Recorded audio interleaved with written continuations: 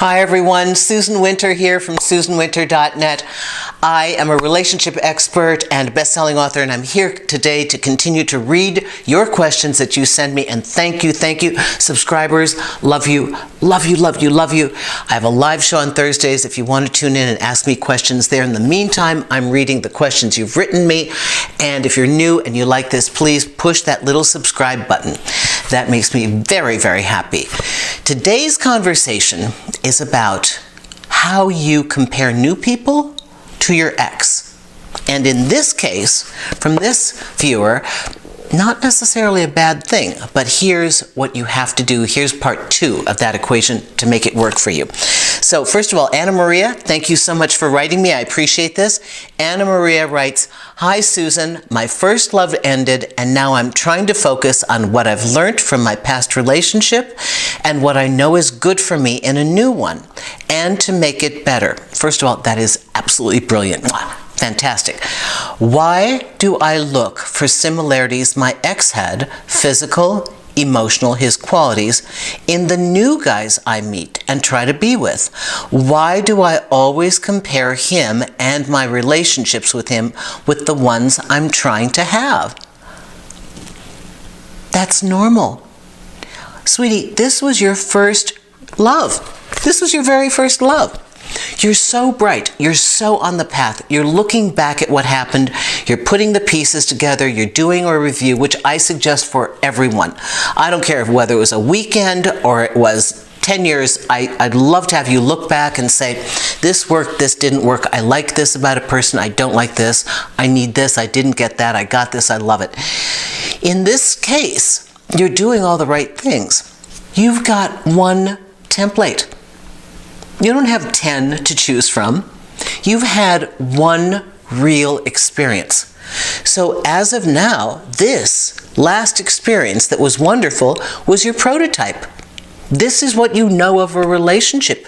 Sweetie, you couldn't do anything otherwise. None of us can. Now, here's where this gets to be dangerous. For those of you that are further down the line, you've had a couple of relationships, you've dated a number of people, hanging on to the last one can be a form of not letting go and trying to make a new person fill that gap, getting the exact same look, the same career, trying to get a replacement that's so similar that you can fool yourself into thinking that they were like the ex.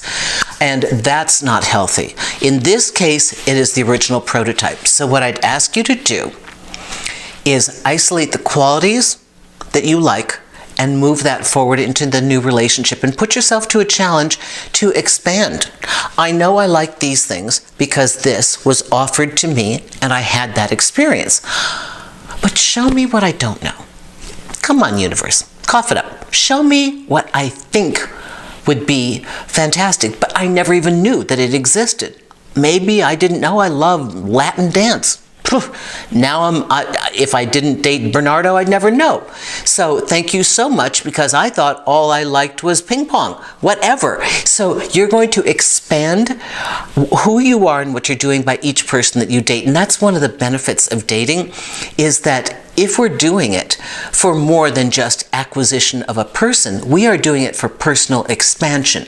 And in that case, we are entering dating to experience a view of life from another perspective that broadens our own palette of what is possible and adds to the entire scheme of color and range what might be something we'd want to infuse into our new life, and on and on and on. And this gets added to in work, it gets added to in friendships. All these things keep expanding, and that is the expansion of us. So I commend you for this. I commend you for all your good work. And again, it's not a bad thing to look for what you know you like. It only becomes a problem if you can't let go of the last person and are looking desperately for their replacement, to jam them into the same box, to get over the person that you can't get over. You know, so that's what we want to watch out for. Thank you so much for this. This is so sweet of you. I really appreciate this, Anna Maria. Thank you. And if you want to write me, everyone go to susanwinter.net, go to the contact page, bottom underneath media, that's only for producers. Go underneath there, there's a box that says video requests right there.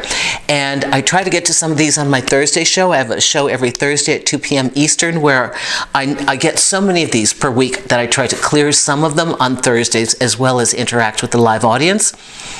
If you want to take a look at my consultation packages, I can work by the minute, by the hour, by the day, and let's see what else. Spotify and iHeartRadio, you can hear this, The Susan Winter Show. Thanks everyone. Happy dating.